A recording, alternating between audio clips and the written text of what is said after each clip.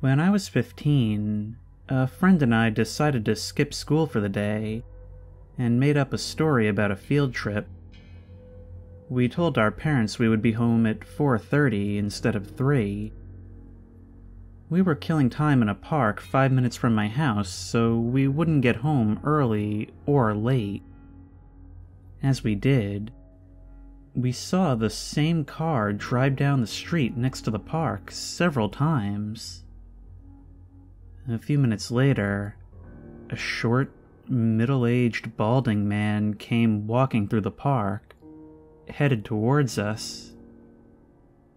He approached and asked if we wanted to make any money. I said no immediately, but my stupid friend just had to say, "How?" The guy listed off a number of favors he wanted performed. I cut him off and said, "No thanks, we're not interested," in a loud voice, and the guy left. We moved to a different location in the park, one a little closer to the exit than before. We weren't really scared per se, but were still paying attention to who was around. All of a sudden, we noticed the freak was over by a bench where he hadn't been a few moments ago. He was walking towards us again. I noped and grabbed my friend to run, and the guy gave chase. I looked back, just in time to see him fumble with the newspaper he was holding, and drop a huge kitchen knife. We outran him, taking the most confusing and long route to my house possible.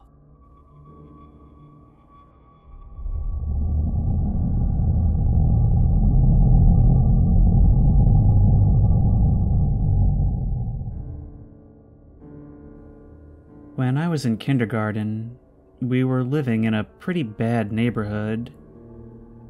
One night, while my mom was giving me my bath, there was a knock at the door. She went to answer it, and came back panicking. She quickly got me dressed and said we were going to Grandma's. When we got outside, the street was blocked off by police, and there were blood droplets on the door and porch. Apparently my neighbor went berserk, punched out all the windows of his house, and soaked both the house and himself in gasoline. He told my mom to get her kid and get out. The whole place was going up in flames. And there was a standoff between him and the police, and he attempted to strike a match, but it was too damp to light. The police had to tackle him, cut off his clothes, and take him away.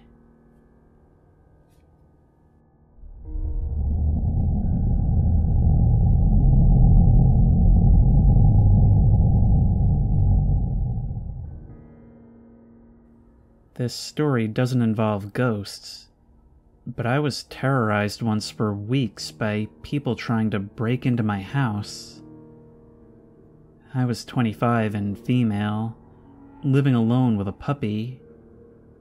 I have a tall wall, maybe 9 feet high, around my house, with a gate that I keep locked on the inside at night. In the first incident, I was asleep in my living room and woke up to a scraping sound. That sound was instantly familiar, because my house is on the main route to the high school and kids will often scrape the wall as they pass with bottles and such. I sat bolt upright, just in time to catch a glimpse of some guy going over the top of my wall on his way out.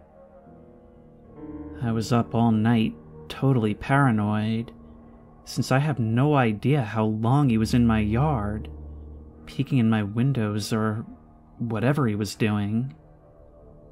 Nothing from my yard was stolen. After that, I decided to leave my pup outside at night so he could guard the place a bit. 2 or 3 days later, I went out in the morning after a peaceful night, and the puppy was gone. The gate that was locked from the inside was now wide open. I walked around the neighborhood, made some calls. No one had seen him. I went to work, came home, and he was still gone.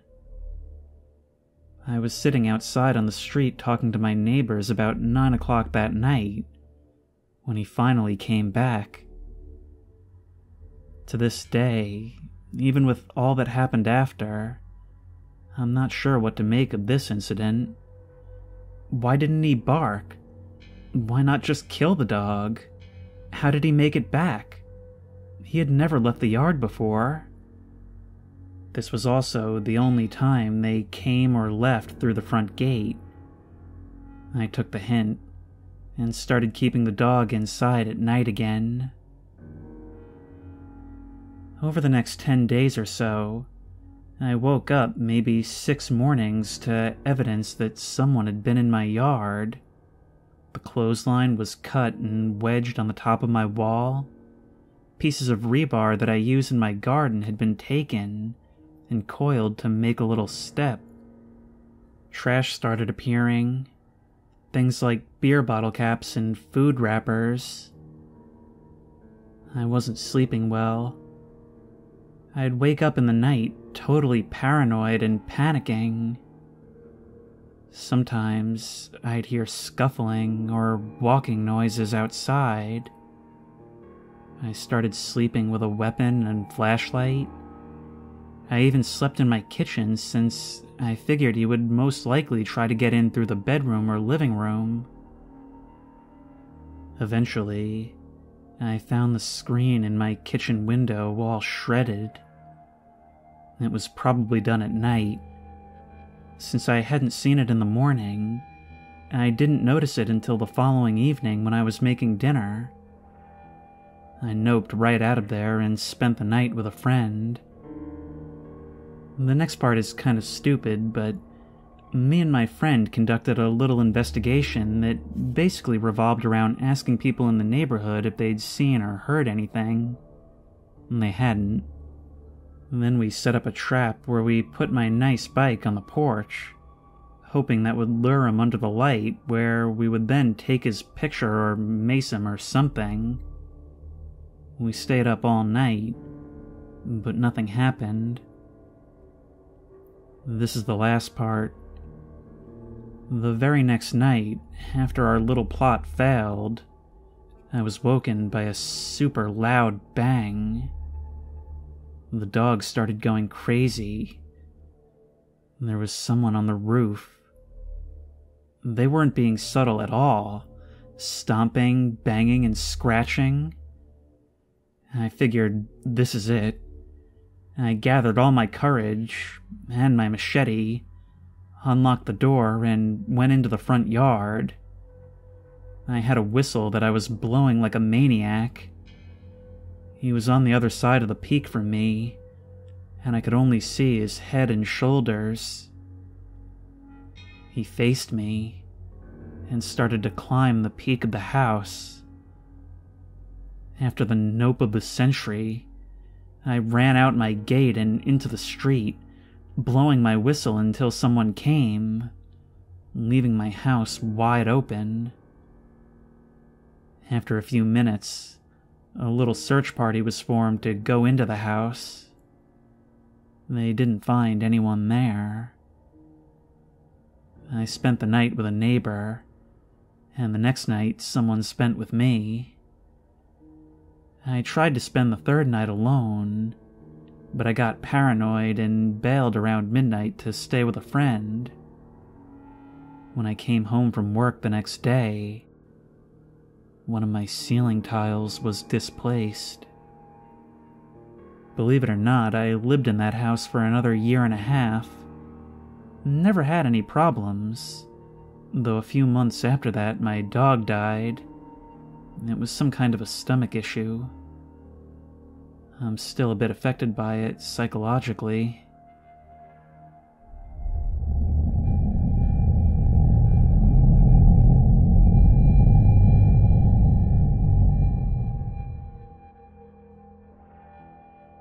When I was a little kid, like 4 or 5 years old, my mom had a stalker.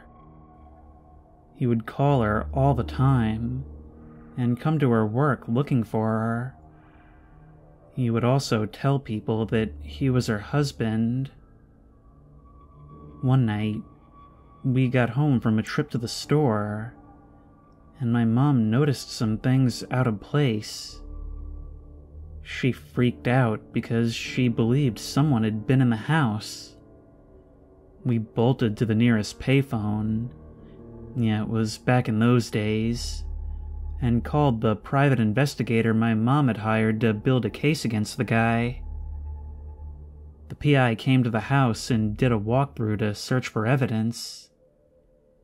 Turns out, the guy was actually still inside, hiding in the closet of the guest bedroom, which was right across the hall from my bedroom. Although I didn't fully understand the situation then, thinking about it today terrifies me to no end. It sends shivers down my spine.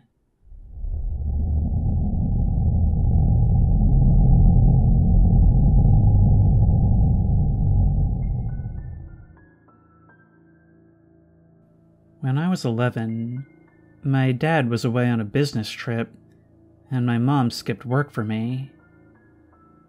Nighttime came, and I was scared of the dark, so Mom tucked me into her bed and told me she'd be back in a few minutes. She left all the lights on for me, and I closed my eyes for a bit and heard the bedroom door open. The lights flicked off, and I heard her walk to the other side of the bed, but I didn't feel her get under the sheets. 10 seconds passed, and the bedroom door opened again. Another 10 seconds passed. I kept my eyes closed and heard and felt my mom go under the sheets and hug me. I was confused out of my mind and felt a slight kick from under the bed. She felt it too and got up to go check. She pulled up the sheets slightly, told me everything was fine, and got back into my bed, and whispered in my ear, "Run for the door." I started to cry. She quietly counted to 3, and we both ran for it. It was a crazy homeless woman. Mom forgot to lock the door.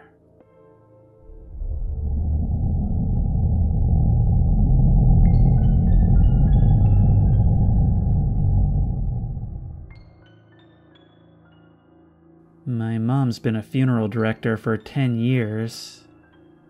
This one time, she had a very sick old lady come in with a large chest and neck tumor, asking to be put in a coffin because she was dead.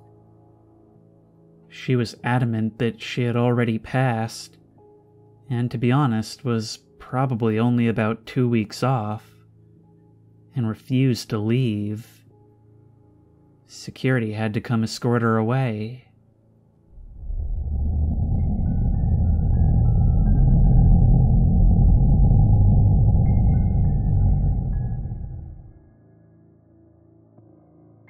It was almost Halloween. I was hanging out with a friend on the way from his place to another friend's place. He stopped to get gas, and I went inside to get a drink. As I was picking out what I wanted, this guy walked in. He was wearing a black ballistic face mask. I freaked out a bit and put my hand on my concealed carry. I put a couple of aisles between him and me, and I saw that the cashier hadn't looked up from his phone. I got a better look at the guy, and it looked like he was wearing white contacts. He was dressed like a homeless guy, absolutely filthy, with long, wet hair and fingerless gloves. I tried to whisper over to the cashier, Hey man, look up." He did, and he saw the guy walking up. The cashier jumped, but didn't make any noise. He was visibly freaked out, and went all wide-eyed. The masked guy walked up to the register and put an iced tea on the counter. After a few moments, the cashier stammered out, That's $1.49? The masked guy pulled out a wallet and put some cash on the counter. When he was done, he just dropped the wallet on the ground, took his drink, and walked out. I walked up to the cashier and asked, "What was that about?" The guy said, "I don't know. He gave me $20. I picked up the wallet. It had some cash in it, a few expired credit cards, and some woman's Washington driver's license. I walked outside to meet my friend and asked, "Hey, did you see that guy?" He turned around and asked, "Huh? What guy?" I looked around and saw him slowly wandering out of the parking lot onto an unlit street, pouring iced tea on his face mask like he was trying and failing to drink it. We both quickly got in the car and left. As we pulled away, I caught one last look at him as he threw the bottle on the ground. My friend lives only a few miles from that gas station, and later that night, I heard a few gunshots in the distance. I still wonder if someone shot him.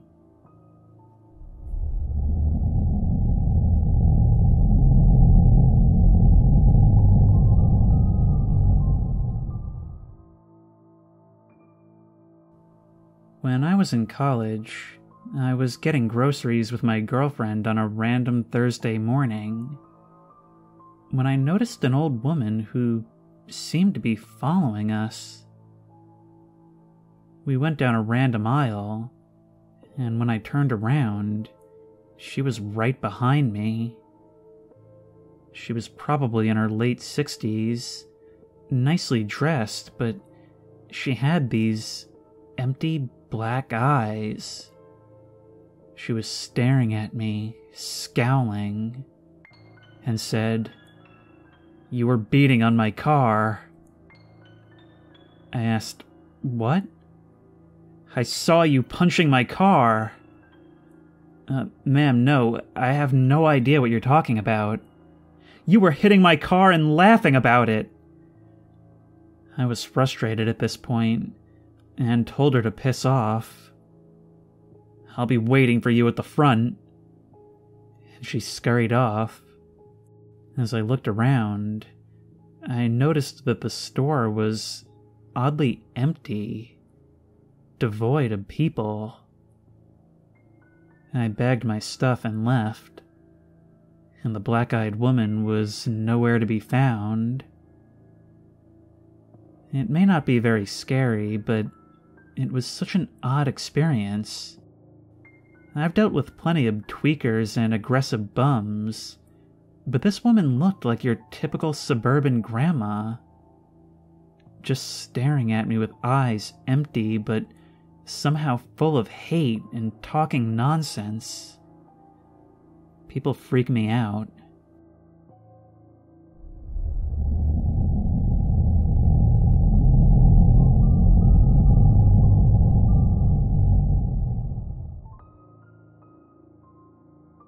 Our office was in this little nowhere town, because our boss skimped on everything, including getting the cheapest office space he could find.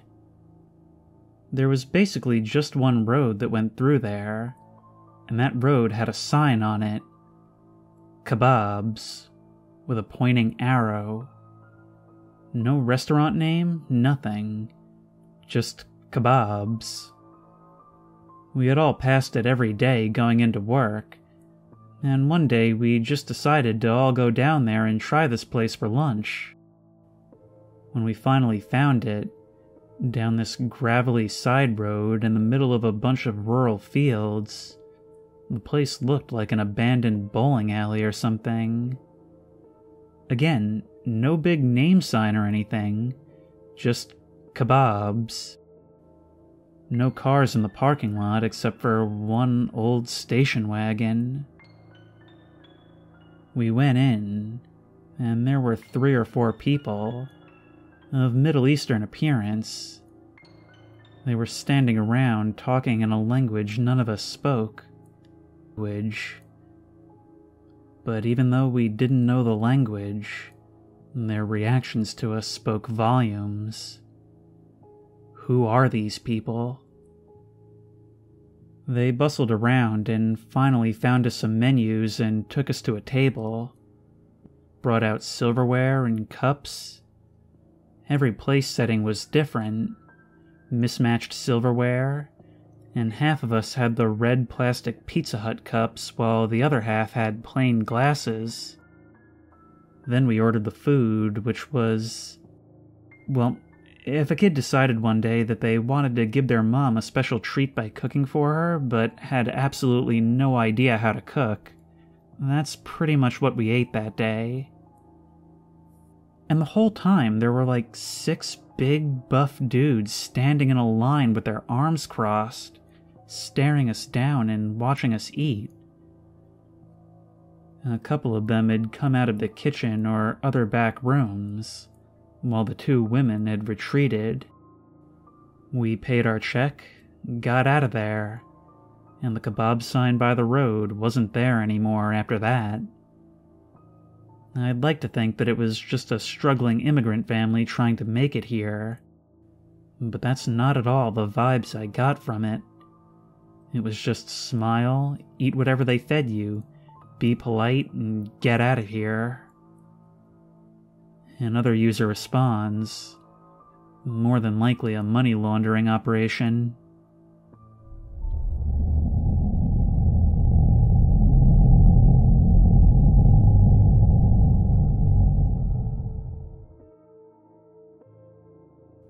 While I was back in college, I had the opportunity to fly out to Kansas City to see a friend for a weekend. We hadn't seen each other in a while, and I really needed a break, so I obliged the invitation. I arrived at around 9 p.m. I knew nothing about the city, and he didn't have a car or cell phone because of how close his apartment was to campus. He wanted to pick me up from the bus station where I got off from the airport. Then we went back to his apartment. We started the night off talking and drinking. It was a blast. The time went on, and before we knew it, it was 3 a.m. Right as we noticed the time, there came a loud knock on the door. I asked my friend, "Did someone just knock on the door with a piece of metal?" "I think so, but let me go check." Suddenly, and roaring loud, we heard from the door a man calling in a deep and guttural voice. "Candy! Free candy!" He continued to knock. "Open the door and come out for some free candy!" My friend approached the peephole quietly and peered through. He turned around, with color slowly draining from his face. He mouthed to me the words, "We're gonna die." He slithered to the floor and wormed his way back to where I was squatting behind the couch. Together, we made our way to the back of the apartment and hid in a closet. The knocking continued. I asked him what he had seen. He must be at least 6.5 feet tall. He's ripped and completely naked except for a do-rag. And he has a double-barrel shotgun. His reply carried the emotions of being half amazed and half shocked at what he was saying. We freaked out for a while, just waiting for the door to come down in splinters. The knocking continued to get louder and louder, and we could feel the pounding from the floor where we were hiding. There was no phone to call for help, no car to run to from the window. We were on the 4th floor with no access to the stairwell. There was nowhere for us to go. After about 15 minutes or so, the knocking finally stopped. We no longer heard anyone yelling. We waited another half hour or so before coming out and looking into the hallway. He was gone. The next morning, I went out and rented a car, while my friend bought a cell phone. We made a police report, but they never followed up with us.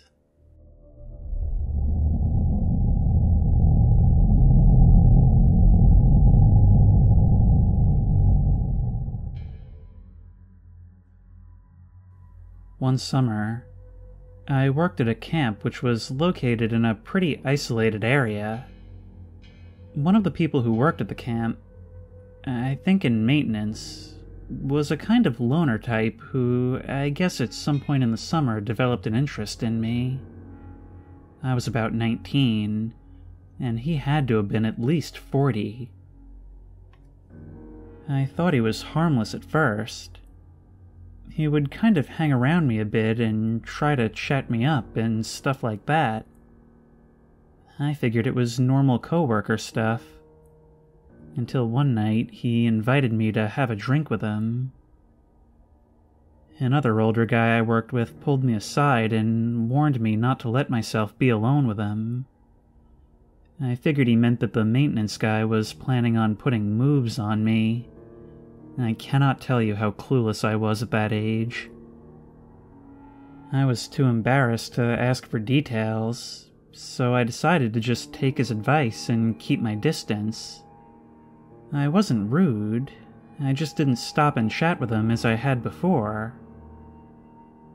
Soon after, the maintenance guy came by my cabin late one night. I was sitting in the dark outside my cabin, just enjoying the evening, when I saw him come out of the woods. He couldn't see me in the dark, but my cabin's porch light was on, so I could see him. And I watched him slowly and silently circle my cabin, peering into all the knotholes and spaces between the boards and around the edges of the window coverings. It was bizarre for obvious reasons, but also because he had always been really friendly and light-hearted around me. But that night, I saw him in a different light. He looked dead serious, trying to make no noise, and had this intense look on his face that gave me the shivers. It did not look like it was the first time he had done that. I said something like, "Hey there, buddy, are you looking for me?" He jumped and instantly dropped the creepy face and turned back into the nice and friendly version of him I'd seen all summer. He told me he had been following a deer he thought he had seen in the woods, and quickly left. I remember being creeped out because I felt like I had caught the real him, what he was like when he thought no one was looking, and it did not look nice. After that, I moved to a cabin closer to other people, and stayed well away from that guy. I found out years later that not too long after that incident, he stabbed a girl to death in those woods.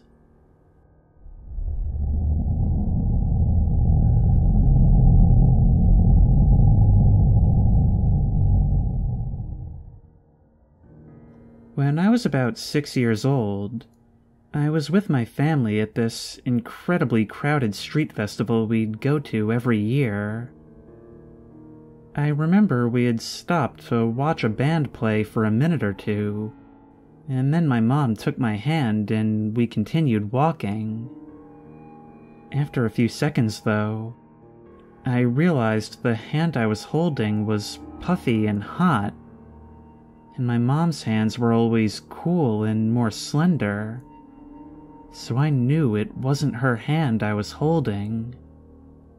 I looked up to see a woman with long blonde hair and sunglasses grinning down at me.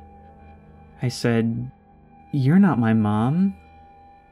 And she just laughed and said, "That's okay. You can come with me anyway." Obviously, my mom and dad had realized I wasn't with them at this point and were freaking out. My dad just happened to look in the exact right direction at the right time and saw this lady leading me away through a break in the crowd. He ran over to us, grabbed her shoulder, and she dropped my hand and disappeared into the crowd. I still can't believe he spotted us. It was like shoulder-to-shoulder people at this thing.